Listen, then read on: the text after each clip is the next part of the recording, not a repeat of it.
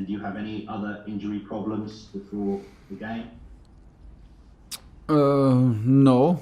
Andreas Christensen will be in the squad. He did full training today and also yesterday without any problems. So he will be back. Kai did a test today and will be testing team training tomorrow. Kai Havertz.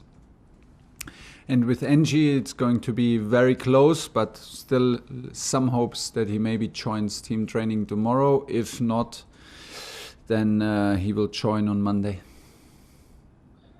On Tuesday, we saw a lot of desire, passion and commitment from your players. Is that exactly what you need again on Sunday? It's exactly what we need all the time, but it's not all the time the same possibility. You need to adapt to what the game demands and to the situations. It was the moment, and it was a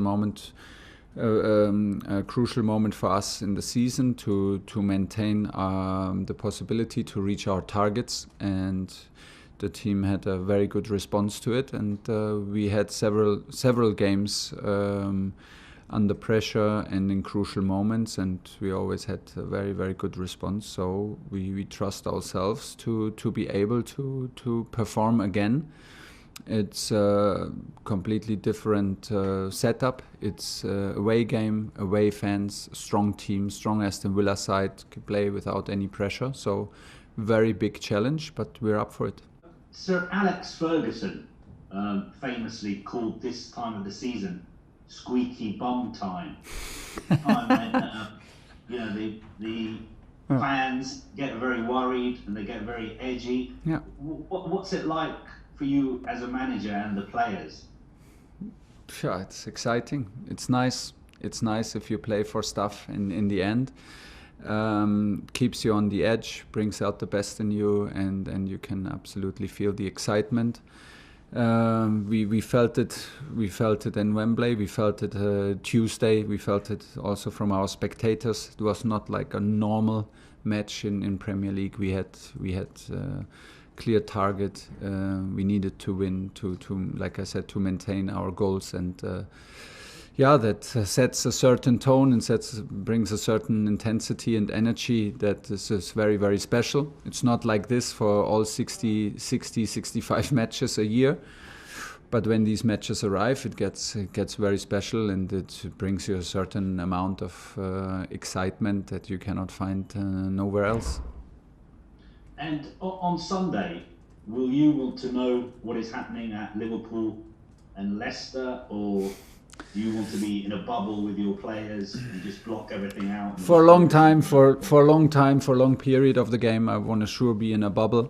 If it's in the end, if we have results that have an influence to the amount of risk that we need to take, whatever, because we are not leading or not comfortable leading or whatever, then we need to know. It's also we need to be professional. I prefer not to know, but if it's necessary, we need to know to adapt our risk management and during the game. I think this is quite normal. First of all, we approach the game like the game against Leicester. It's in our hands, and we can decide things with a win. So we prepare this game to be ready to win it. But as you know, in a football match, there can be a lot of twists and turns. So we need to be ready for everything on our pitch and on the other pitches. James at Talksport. Thomas, you're now in touching distance of a top four finish. Yeah. Just how much of an achievement would it be to get that, considering where this club was in January? Well, we would be absolutely happy to reach it. This was the main target and the main focus for all of us. And having a busy schedule and making it in the FA Cup until the final and even in Champions League made it even harder, because we had so many games, first of all, to cope with, and a tight schedule. But we had also, like I mentioned earlier, a bit of a complicated situation to reach a final, then go back to race to top four, then reach a semi-final in Champions League. It's like all these different competitions, and everywhere you have a different level of the competition. You are already almost done in FA Cup. Now we are done. You're not done in Champions League. You are not done in top 4 race. It demanded a lot of different levels of concentration and focus from all of us. So this is what we wished for and what we worked hard for, and now it's still in our hands, and we are full of respect for our opponents, and we know how hard it is to play at Aston Villa and to beat this strong Aston Villa side, but we're determined to do it. There were some really encouraging signs from Timo Werner on Tuesday night, and the Chelsea fans really got behind him. Yeah. How close do you think we are to seeing the best version of him, and how excited are you at that prospect? I hope we are there on Sunday. Actually, this is what we hope. But he's still young; he can still improve, and this is what we demand from him. Not only week by week, but also when there will be a bit of time to reflect for him, a bit of time to rest, a bit of time of holiday time for mental rest.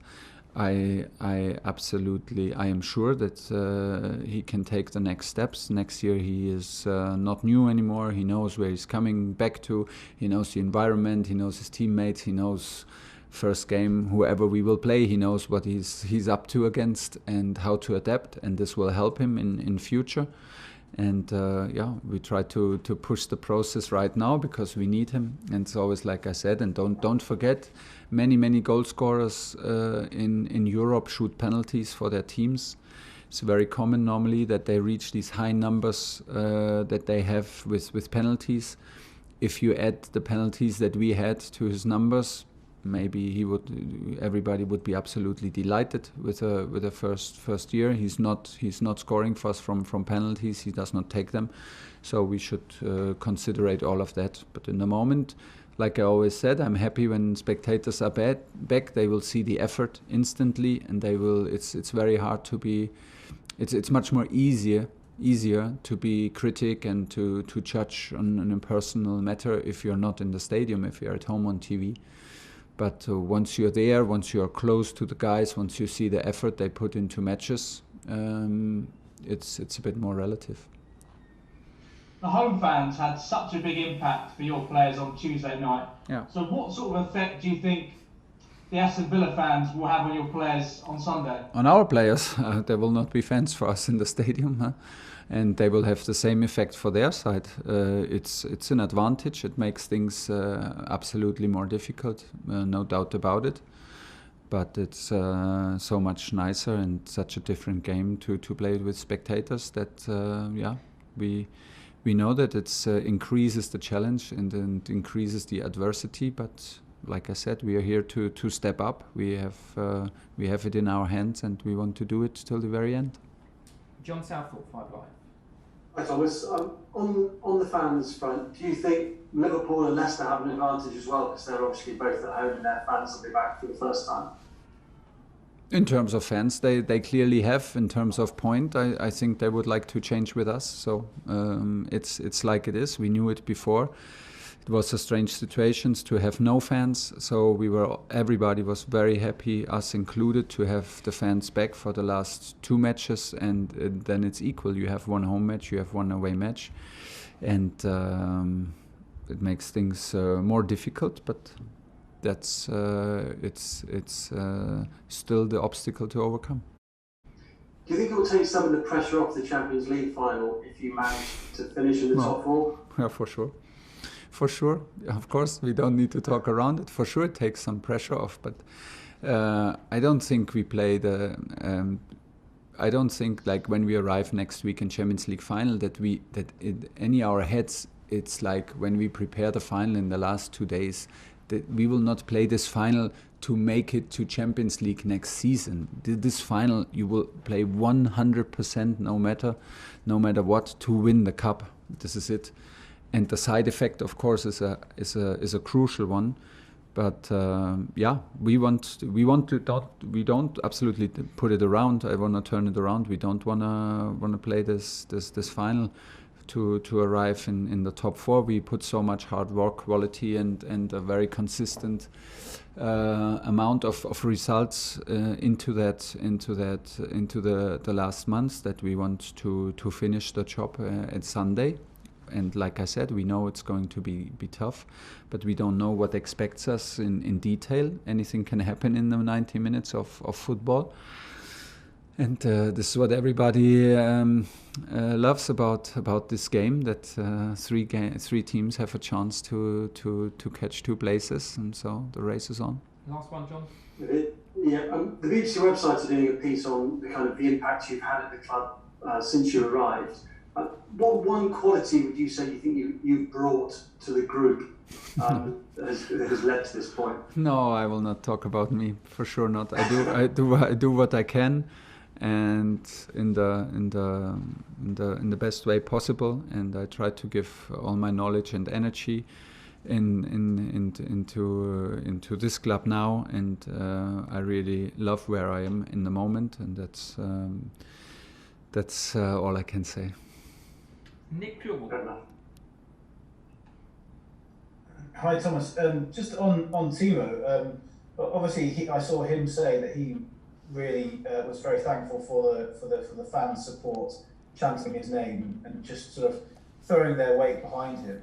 And he said that's sort of something he's not really had before. Can that also be something that helps his confidence going forward? It's one less thing almost to worry about, isn't it? And, we know the impact of fans. So I'm just wondering if you think that can also be something. I even talked about it with the board in one of the very first talks with me, that I have the feeling that it's still a young team, and a team that needs the team from outside, and looking at the characteristics of the players from outside, not only Timo but all the other young guys we have, and there are so many of them, that the board should not forget the influence, like missing the supporters and not having the supporters who help them maybe sometimes over difficult moments, and in between matches, can have a huge impact, and even more impact than to a very experienced squad. But it goes in all directions. It can also can also increase the amount of pressure that you suddenly feel when you hear the crowd moaning, when you hear the crowd not liking your actions. So it works in both directions. But in general, I agree with you. My approach is that we should do everything to get our fans off the seats, and to let them feel the energy and the intensity that we give into matches, or let them feel our passion about the game, and then they will feel their passion instantly, and they will feel happy to support us, even if not everything is perfect. Like I said, I strongly believe that fans don't go for the perfect game and don't go for the perfect result only to the stadium. They go for the energy and for the special moments, and to really support when they can feel it. That the team is really about football, about intensity, and about love of the game. And this is it. This is what we want to do, and this is what the young guys can for sure do very, very good. And from there, we hope for support and for an improvement of their self-confidence. Last question in the broadcast, Nia Wintoms. Hi Thomas. Hi. You've got a number of homegrown players that have come up through the academy and that have also had a terrific season here at Chelsea, especially since your arrival. How impressed have you been with Mason, Tammy, Reece-Callum, and how impressed have you been in how the club are building for the future? Yeah, I love academy boys. I don't treat them differently, but I'm very, very happy when we have a lot of them on the training pitch. Also, right now we have Tino Angerin, Tino Livramento, and other guys who regularly show up in training and try to adapt as quickly as possible to the level and to the work ethic and to be professional like the more experienced players. This is what I absolutely love about football in general and about my work. The academy has outstanding quality, is managed since so many years on the highest level. It's a pleasure to talk with the guys from the academy. It's a pleasure to hear their opinion. It's a pleasure to be in exchange. And when you see the guys performing on our level, this is it's amazing to see, because I truly believe that any club who has something special, creates a special bond with the environment and with the supporters and the spectators around Chelsea. If you have constantly young guys coming in, making it's different than only rely on bringing in from outside the best players. It is a certain glue that you cannot buy, and a certain bond that these guys care about the club more, and then not even more, like let's say in a different way than guys from outside. And this is very, very nice also for me to see all these pictures when they were young and on tournaments. This is their dream come true. But it's super hard to make your way through academy into top level football in a club like Chelsea, because the level is so high. And that's why the praise goes out to the academy and everybody who works there and leads the academy is fantastic, and is so nice.